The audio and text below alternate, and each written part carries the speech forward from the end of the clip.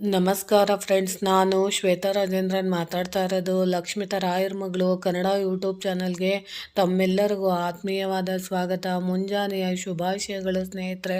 ನವರಾತ್ರಿ ಹಬ್ಬದ ಶುಭಾಶಯಗಳು ಸ್ನೇಹಿತರೆ. ನಾನಿವತ್ತು ನಿಮಗೆ ಒಂದು ವಿಶೇಷವಾದ ದುರ್ಗಾದೇವಿಗೆ ಅಂದರೆ 9 ನವದುರ್ಗೆಯರಿಗೆ ನೀವು ಮುಡುಪನ್ನ ಕಟ್ಟೋ ಅಂಥದ್ದನ್ನ ನಾನು ನಿಮಗೆ ತಿಳಿಸ್ಕೊಡ್ತೀನಿ. ಅದನ್ನು ಮುಡುಪು ಅಂತನಾದರೂ ಅನ್ಬೋದು, ಇಲ್ಲಾಂದರೆ ಮಡಿಲಕ್ಕಿ ಸೇವೆ ಅಂತನಾದರೂ ಹೇಳ್ಬೋದು.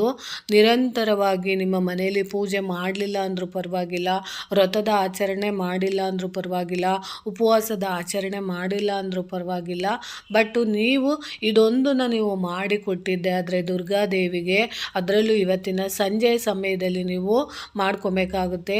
ಗೋಧೂಳಿ ಸಮಯದಲ್ಲಿ ನೀವು ಈ ಮುಡುಪನ್ನ ನೀವು ಕಟ್ಟಿ 9 ದಿನಗಳ ಕಾಲ ನಿರಂತರವಾಗಿ ಪೂಜೆ ಮಾಡಿ, ವಿಜಯದಶಮಿ ದಿನ ಅಂದರೆ ದಸರಾ ಹಬ್ಬದ ದಿನ ನೀವು ದುರ್ಗಾದೇವಿಗೆ ನೀವು ಅರ್ಪಣೆ ಮಾಡೋದ್ರಿಂದ, ಯಾವ ಉದ್ದೇಶಕ್ಕಾಗಿ ನೀವು ಮುಡುಪನ್ನ ಕಟ್ಟಿದ್ದೀರೋ ಅಥವಾ ಮಡಿಲಕ್ಕಿನ ಕಟ್ಟಿದ್ದೀರೋ ಆ ಆಸೆಗಳೆಲ್ಲ ಪೂರ್ಣಗೊಳ್ಳೋದಕ್ಕೆ ಇದು ಖಂಡಿತವಾಗ್ಲೂ ಸಹಾಯ ಮಾಡುತ್ತೆ.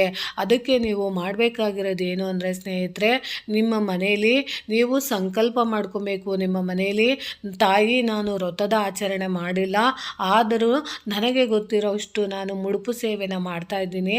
ನನಗೆ ನೀನು ನನ್ನಲ್ಲಿ, ನಮ್ಮ ಮನೆಯಲ್ಲಿರೋಂಥ ಇಂತಿಂಥ ಕಷ್ಟಗಳೆಲ್ಲ ಹೋಗಲಾಡಿಸು. ಅಥವಾ ಮದುವೆ ವಿಳಂಬ ಇರ್ಬೋದು, ಸಂತಾನ ಸಮಸ್ಯೆ ಇರ್ಬೋದು, ಕೋರ್ಟ್ ಕಚೇರಿ ಕೆಲಸಗಳಿರ್ಬೋದು, ಆರೋಗ್ಯ ಸಮಸ್ಯೆ ಇರ್ಬೋದು, ಮೃತ್ಯುಕಂಟಕಗಳಿರ್ಬೋದು, ವ್ಯಾಪಾರ ವ್ಯವಹಾರ ಇರ್ಬೋದು, ಅಥವಾ ನಿಮ್ಮಲ್ಲಿ ಶತ್ರುಗಳ ಬಾಧೆಯಿಂದ ನರಳ್ತಾ ಇರ್ಬೋದು, ಎಂಥದ್ದೇ ಸಮಸ್ಯೆಗಳಿದ್ರು ಅದೆಲ್ಲ ಬಗೆಹರಿಸು ತಾಯಿ ಅಂತ ನೀವು ಕೇಳಿಕೊಂಡು ನೀವು ಏನು ಮಾಡಬೇಕು ಅಂದರೆ ಸ್ನೇಹಿತರೆ, ಒಂದು ತಾಮ್ರದ ತಟ್ಟೆ ಇದ್ದರೆ ಆ ತಟ್ಟೆಯ ಮೇಲೆ ನೀವು ಒಂದು ಕೆಂಪು ಬಟ್ಟೆನ ಹಾಸಿ ಅದರ ಮೇಲೆ ನೀವು ಏನು ಮಾಡಬೇಕು ಅಂದರೆ, ನೋಡಿ, ಪ್ರತಿದಿನವೂ ನೀವು ಇದನ್ನು ಮಾಡಲೇಬೇಕು. ಒಂದೇ ದಿನ ಮಾಡಬೇಕಂದ್ರೆ ಖಂಡಿತವಾಗ್ಲೂ ಆಗೋದಿಲ್ಲ. ಒಂದು ದಿನಕ್ಕೆ ಒಂದು ದೇವಿನ ಸ್ಮರಣೆ ಮಾಡಿ 9 ದಿನಗಳ ಕಾಲನೂ ನೀವು ಇದನ್ನು ನಿರಂತರವಾಗಿ ಕಟ್ಟಬೇಕಾಗುತ್ತೆ. ಅದಕ್ಕೆ ನೀವು ಏನು ಮಾಡಬೇಕು ಅಂದರೆ ಸ್ನೇಹಿತರೆ, ನೋಡಿ, 9 ನಾಣ್ಯಗಳನ್ನ ನೀವು ತೊಗೊಬೇಕು. 1 ರೂಪಾಯಿದಾಗಿದ್ರೂ ಪರವಾಗಿಲ್ಲ, ಅಥವಾ 2 ರೂಪಾಯಿದಾಗಿದ್ರೂ ಪರವಾಗಿಲ್ಲ, 5 ರೂಪಾಯಿದಾಗಿದ್ರೂ ಪರವಾಗಿಲ್ಲ, ಬಟ್ 9 ನಾಣ್ಯಗಳು ಕರೆಕ್ಟಾಗಿ ಒಂದೇ ಥರದ್ದಿರಬೇಕು. ಆ 9 ನಾಣ್ಯಗಳನ್ನ ನೀವು ತೊಗೊಬೇಕಾಗುತ್ತೆ. ಆಮೇಲೆ ನೀವು 9 ಬಟ್ಟಲಡಿಕೆನ ನೀವು ತೊಗೊಬೇಕಾಗುತ್ತೆ. ಅದಾದಮೇಲೆ 9 ಅರಿಶಿಣದ ಗೋಟುಗಳನ್ನ ನೀವು ತೊಗೊಬೇಕಾಗುತ್ತೆ. ಅದಾದಮೇಲೆ ನೀವು 9 ಕಪ್ಪು ಕಣ್ಕಪ್ಪಿನ ಡಬ್ಬಿಗಳು ಬರುತ್ತೆ, ಅದನ್ನು ತೊಗೊಬೋದು. ಇಲ್ಲ ಅಂದರೆ ನೀವು ಮಂಗಳ ದ್ರವ್ಯಗಳದ್ದು ಒಂದು ಪ್ಯಾಕೆಟ್ ಬರುತ್ತೆ, ಅಂದರೆ ಎಲ್ಲನೂ ಕನ್ನಡಿ, ಬಾಚಣಿಗೆ, ಕಣ್ಕಪ್ಪು ಮತ್ತು ಅರಿಶಿಣ ಕುಂಕುಮದ ಬಟ್ಲು ಅದೆಲ್ಲ ಬರುತ್ತೆ.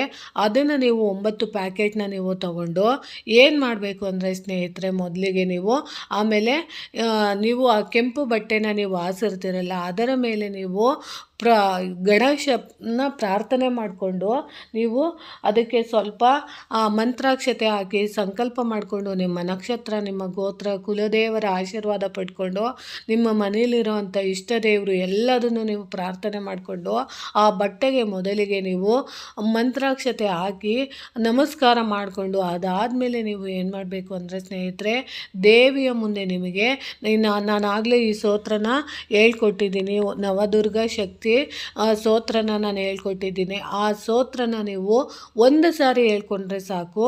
ನೀವು ಪ್ರತಿಯೊಂದು ವಸ್ತುನ ನೀವು ಇಡೋದಕ್ಕಿಂತ ಮುಂಚೆ ಈ ನೀವು ದೇವರ ಮುಂದೆ ಇಟ್ಟಿರೋಂಥ ವಸ್ತುಗಳಿಗೆಲ್ಲ ನಮಸ್ಕಾರ ಮಾಡಿಕೊಂಡು ಆ ವಸ್ತುಗಳನ್ನ ಒಂದು ತಟ್ಟೆಲೆ ಹಾಕಿ ಇಟ್ಕೊಂಡು ನೀವು ನವದುರ್ಗ ಸ್ತೋತ್ರನ ಒಂದು ಸಾರಿ ನೀವು ಹೇಳ್ಕೊಂಡು ಪ್ರತಿಯೊಂದನ್ನು ಹೇಳ್ಕೊಬೇಕು. ನಿಮ್ಮ ಕಷ್ಟ ಎಂಥದ್ದಿದೆ, ನಿಮ್ಮ ನೋವುಗಳು ಎಂಥದ್ದಿದೆ, ನೀವು ಎಂತೆಂಥ ಸಮಸ್ಯೆಗಳಲ್ಲಿ ಸಿಗಾಕೊಂಡಿದ್ದೀರ, ಇದ್ದೀರಾ ಅಂತ ನೀವು ಹೇಳ್ಕೊಬೇಕಾಗುತ್ತೆ. ಅದೆಲ್ಲ ಹೇಳ್ಕೊಂಡಿದ್ದ ನಂತರ ನೀವು ಏನು ಮಾಡಬೇಕು ಅಂದರೆ ಸ್ನೇಹಿತರೆ, ನಿಮಗೆ ಅಕಸ್ಮಾತು ಆ ಸ್ತೋತ್ರನ ನಿಮಗೆ ಹೇಳೋಕ್ಕೆ ಆಗ್ತಾ ಇಲ್ಲ ಅಂತ ಅನ್ನೋರು, ಅಥವಾ ನಮ್ಗೆ ಹೇಳ್ಕೊಳೋಕ್ಕೆ ಬರೋದಿಲ್ಲ ಅಂತ ಅನ್ನೋರು, ನೀವು ಏನು ಮಾಡಬೇಕು ಅಂದರೆ ಆ ತಟ್ಟೆಯಲ್ಲಿ, ಒಂದು ತಾಮ್ರದ ತಟ್ಟೆಯಲ್ಲಿ ಇಟ್ಟಿರೋ ಅಂಥ ದೇವತೆಗಳಿಗೆ ಅಂತ ನೀವೇನೇನು ತಂದಿರ್ತೀರ ಅಂಥ ದೇವತೆಗಳಿಗೆ ತಂದಿರೋ ಅಂಥ ಸಮಯದಲ್ಲಿ ನೋಡಿ, ನೀವು ಪ್ರತಿದಿನವೂ ನೀವು ಈ ರೀತಿ ನೀವು ಸ್ತೋತ್ರಗಳನ್ನ ಹೇಳ್ಕೊಬೇಕಾಗತ್ತೆ. ಇವಾಗ 1ನೇ ದಿನ ನೀವು ಮುಡುಪನ್ನ ಕಟ್ತಾ ಇದ್ದೀರಾ ಅಂತ ಅಂದಾಗ ನೀವು ಏನು ಮಾಡಬೇಕು ಅಂದರೆ ನೋಡಿ, ಮೊದಲನೇ ದಿನ ನೀವು ಮುಡುಪಿಗೆ ಹಾಕುವಾಗ, ಅಂದರೆ ಆ ಕೆಂಪು ಬಟ್ಟೆಯ ಮೇಲೆ ಹಾಕುವಾಗ ನೀವು ಯಾವ ದೇವಿನ ನೀವು ಪ್ರಾರ್ಥನೆ ಮಾಡಬೇಕು ಅಂದರೆ ದೇವಿ ಶೈಲಪುತ್ರಿನ ನೀವು ಪ್ರಾರ್ಥನೆ ಮಾಡಿಕೊಂಡು ನೀವು ಮಾಡಬೇಕಾಗುತ್ತೆ. ಆಮೇಲೆ 2ನೇ ದೇವಿ ಬಂದು ಬ್ರಹ್ಮಚಾರಿಣಿ ಆಗಿರ್ತಾರೆ, 3ನೇ ದೇವಿ ಬಂದು ಚಂದ್ರಘಂಟ ದೇವಿ ಆಗಿರ್ತಾರೆ. ಅದಾದಮೇಲೆ ನೀವು ಏನು ಮಾಡಬೇಕು ಅಂದರೆ ನೋಡಿ ಸ್ನೇಹಿತರೆ,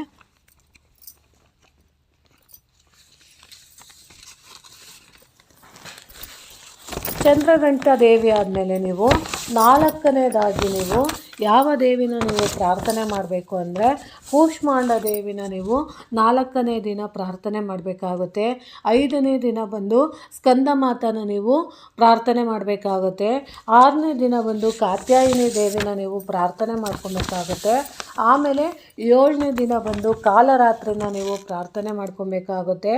8ನೇ ದಿನ ಬಂದು ಮಹಾಗೌರಿನ ನೀವು ಪ್ರಾರ್ಥನೆ ಮಾಡ್ಕೊಬೇಕಾಗುತ್ತೆ. 9ನೇ ದಿನ ಬಂದು ದೇವಿ ಸಿದ್ಧಿದಾತ್ರಿ ಅಂತ ನೀವು ಪ್ರಾರ್ಥನೆ ಮಾಡ್ಕೊಬೇಕಾಗುತ್ತೆ. ನಿಮಗೆ ಯಾವ ಮಂತ್ರನೂ ಹೇಳಕ್ಕೆ ಬರಲಿಲ್ಲ ಅಂದ್ರೂ ಈ 9 ದೇವತೆಗಳ ಹೆಸರಲ್ಲಿ 1ನೇ ದಿನ ಒಂದು ದೇವತೆ, ಅಂದರೆ ಮೊದಲ ದೇವತೆ ಯಾರು ಅಂತ ಹೇಳಿದೀನೋ ಆ ದೇವಿನ ನೀವು ಪ್ರಾರ್ಥನೆ ಮಾಡಿಕೊಂಡು ನೀವು ಏನು ಮಾಡಬೇಕು ಅಂದರೆ ಕೆಂಪು ಬಟ್ಟೆಯ ಮೇಲೆ ಮೊದಲಿಗೆ ನೀವು ಅಂದರೆ ಅಡಿಕೆ ಬೆಟ್ಟನ, ಅಂದರೆ ಅಡಿಕೆ ಬೆಟ್ಟ ಅಂತಾರಲ್ಲ, ಆ ಅಡಿಕೆ ಬೆಟ್ಟನ ನೀವು ಹಿಡ್ಕೊಂಡು ನೀವು ಏನು ಮಾಡಬೇಕು ಅಂದರೆ ದೇವಿ ಹತ್ರ ಪ್ರಾರ್ಥನೆ ಮಾಡಿಕೊಂಡು ಪ್ರತಿಯೊಂದೂ ನೀವು ಪ್ರಾರ್ಥನೆ ಮಾಡಿಕೊಂಡು ಆ ಅಡಿಕೆ ಬೆಟ್ಟ ಮತ್ತು ಒಂದು 3 ಹಿಡಿ ಅಕ್ಕಿನ ನೀವು ತೊಗೊಬೇಕಾಗುತ್ತೆ. ಆ 3 ಹಿಡಿ ಅಕ್ಕಿನ ನೀವು ತಗೊಂಡು ಆ ಕೆಂಪು ಬಟ್ಟೆಗೆ ನೀವು ಸುರಿಬೇಕಾಗುತ್ತೆ. ಅಂದರೆ ಅಕಸ್ಮಾತ್ ಸ್ನೇಹಿತರೆ, ನೀವು ಕೆಂಪು ಬಟ್ಟೆ ದೊಡ್ಡದು ನಿಮಗೆ ಸಿಗಲಿಲ್ಲ ಅಂತ ಅಂದರೆ ನೀವು ಇನ್ನೂ ಒಂದು ಕೆಲಸ ಮಾಡ್ಬೋದು, ಒಂದು ತಾಮ್ರದ ದೊಡ್ಡದು ಪಾತ್ರೆ ತೊಗೊಂಬಿಡಿ, ಅಲ್ಲಿ ನಿಮಗೆ ಎಷ್ಟು ಸಾಧ್ಯ ಆಗುತ್ತೋ ಅಷ್ಟು ಅಕ್ಕಿನ ನೀವು ಸುರಿಬೇಕಾಗುತ್ತೆ. ಅದಕ್ಕೋಸ್ಕರ ನೀವೇನು ಮಾಡಬೇಕು ಅಂದರೆ ಮೊದಲಿಗೆ ನೀವು ನೋಡಿ, ಆ ಬೌಲಿನ ಮೇಲೆ ಕೆಂಪು ಬಟ್ಟೆನ ಹಾಸ್ಬಿಟ್ಟು ಅದ್ರ ಮೇಲೆ ಮಂತ್ರಾಕ್ಷತೆ ಸ್ವಲ್ಪ ನೀವು ಸಂಕಲ್ಪ ಮಾಡಿಕೊಂಡು ಒಂದು ಹೂವು ಎಲ್ಲ ಇಟ್ಟು ಪ್ರಾರ್ಥನೆ ಮಾಡಿಕೊಂಡು ಆ ಕೆಂಪು ಬಟ್ಟೆ ಆ ಪಾತ್ರೆಯ ತಳದಲ್ಲಿ ಇರಲಿ. ಅದಾದಮೇಲೆ ಅದಕ್ಕೆ ನೀವು ಹಾಕಿದಾಗ ನಿಮಗೂ ಈಸಿ ಆಗುತ್ತೆ. ಅಕಸ್ಮಾತ್ ಕೆಂಪು ಬಟ್ಟೆ ಜಾಸ್ತಿ ಆಗಿ ಅಕ್ಕಿ ಚೆಲ್ಲೋಗೋದು ಏನೂ ಆಗಬಾರ್ದು. ಅದಕ್ಕೋಸ್ಕರ ಒಂದು ದೊಡ್ಡ ಬೌಲ್ನೇ ತೊಗೊಳ್ಳಿ, ಇಲ್ಲಾಂದರೆ ದೊಡ್ಡ ತಟ್ಟೆನೇ ತೊಗೊಳ್ಳಿ, ನಿಮಗೆ ಯಾವುದು ಅನುಕೂಲ ಆಗುತ್ತೋ ಅದನ್ನು ಮಾಡಿ. ಅದಾದಮೇಲೆ ನೀವು ಅಡಿಕೆ ಇಟ್ಕೊಂಡು ನೀವು ಪ್ರಾರ್ಥನೆ ಮಾಡ್ಕೊಬೇಕು. ಪ್ರತಿಯೊಂದನ್ನು ಪ್ರಾರ್ಥನೆ ಮಾಡಿಕೊಂಡು 3 ಹಿಡಿ ಅಕ್ಕಿನ ನೀವು ಆ ಬಟ್ಟಲಿರುತ್ತಲ್ಲ, ಯಾವುದು ನೀವು ಕೆಂಪು ಬಟ್ಟೆ ಹಾಕಿದ್ದೀರಲ್ಲ ಅದಕ್ಕೆ ಬಟ್ಟಲ ಅಡಿಕೆಯ ಸಮೇತ 3 ಬೊಗಸೆ ಅಕ್ಕಿನ ನೀವು ಅದಕ್ಕೆ ಸುರಿಬೇಕಾಗುತ್ತೆ. ಅದಾದಮೇಲೆ ನೀವು 3 ಅರಿಶಿಣ, ಅಂದರೆ 1 ಅರಿಶಿಣ ಗೋಟು ಇಟ್ಕೊಂಡು ಆ ಅಕ್ಕಿಯ ಒಳಗಡೆ ನೀವು ಅರಿಶಿಣದ ಗೋಟಿನ ಜೊತೆ 3 ಬೊಗಸೆ ಅಕ್ಕಿನ ಹಾಕಬೇಕಾಗುತ್ತೆ. ಅಕಸ್ಮಾತ್ ನಿಮಗೆ ಬೊಗಸೆ ಅಷ್ಟು ಕೊಡೋಕ್ಕಾಗಲಿಲ್ಲ ಅಂದರೂ 3 ಹಿಡಿ ಅಕ್ಕಿನ ಕೊಡ್ಬೋದು. ಅಂದರೆ ಸ್ನೇಹಿತರೆ, ಬೊಗಸೆ ಕೊಟ್ಟಾಗ ನಾವು ಎಷ್ಟು ಕೈ ತುಂಬ ಕೊಡ್ತೀವೋ ನಮ್ಮ ಮನೆಯಲ್ಲಿ ಅಷ್ಟೇ ಕೈ ತುಂಬ ನಮಗೆ ನವಧಾನ್ಯ ಸಮೃದ್ಧಿ ಆಗುತ್ತೆ, ಹಣಕಾಸು ಅನ್ನೋದು ಸಮೃದ್ಧಿ ಆಗುತ್ತೆ. ಅದಾದಮೇಲೆ ನೀವು 3 ಬೊಗಸೆ, ಅಂದರೆ 1 ಗೋಟು ಅರಿಶಿಣನ ಹಿಡ್ಕೊಂಡು ನೀವು ಅದರ ಜೊತೆಗೆ ನೀವು 3 ಬೊಗಸೆ ಅಕ್ಕಿನ ನೀವು ಸುರಿಬೇಕಾಗುತ್ತೆ. ಇವಾಗ ನೋಡಿ, ಇವತ್ತು ಬಂದು ಶೈಲಪುತ್ರಿ ಆಗಿರೋದ್ರಿಂದ ಆ ಶೈಲಪುತ್ರಿಗೆ ನಾನು ಇದನ್ನು ಮಡಿಲಕ್ಕಿನ ಕಟ್ತಾ ಇದ್ದೀನಿ ಅಂತ ಹೇಳಿ 3 ಹಿಡಿ ಅಂದರೆ 9 ಹಿಡಿ ಆಗುತ್ತೆ. ಆ 9 ಹಿಡಿ ಅಕ್ಕಿನ ನೀವು ಆ ದೇವಿಗೆ ಆ ಪಾತ್ರೆಗೆ ಸುರಿಬೇಕಾಗುತ್ತೆ. ಅದಾದಮೇಲೆ ನೀವು ಅದರ ಜೊತೆಗೆ ಸುರಿದಿದ ನಂತರ ನೀವು ಏನು ಮಾಡಬೇಕು ನೋಡಿ, ಆ ಮಂಗಳ ದ್ರವ್ಯದ ಒಂದು ವಸ್ತು ಇರುತ್ತಲ್ಲ, ಎಲ್ಲ ಕನ್ನಡಿ, ಆಮೇಲೆ ಏನೇನೋ ತಂದಿರ್ತಿರಲ್ಲ, ಬಿಚ್ಚಾಲೆ, ಅದು ಎಲ್ಲ ಅದನ್ನು ನೀವು ಒಂದು ಪ್ಯಾಕೆಟ್ನ ಅದನ್ನು ಒಂದು ಸೈಡಲ್ಲಿ ಇಡಬೇಕಾಗುತ್ತೆ. ಅದನ್ನು ನೀವು ಇಟ್ಟು ದೇವರ ಮುಂದೆ ನೀವು ಯಾವ್ಯಾವ ರೀತಿ ಕಷ್ಟಗಳಿದೆಯೋ, ನೋವುಗಳಿದೆಯೋ ಅದನ್ನೆಲ್ಲ ನೀವು ಪ್ರಾರ್ಥನೆ ಮಾಡಿಕೊಂಡು ನಿರಂತರವಾಗಿ 9 ದಿನಗಳು ನೀವು 9 ಬಟ್ಟಲ ಅಡಿಕೆ, 9 ಗೋಟು ಅರಿಶಿಣ, 9 ಅಂದರೆ 9 ಹಿಡಿ ಅಕ್ಕಿ ಅಂದರೆ ಅರಿಶಿಣದ ಗೋಟು, ಬಟ್ಟಲ ಅಡಿಕೆ,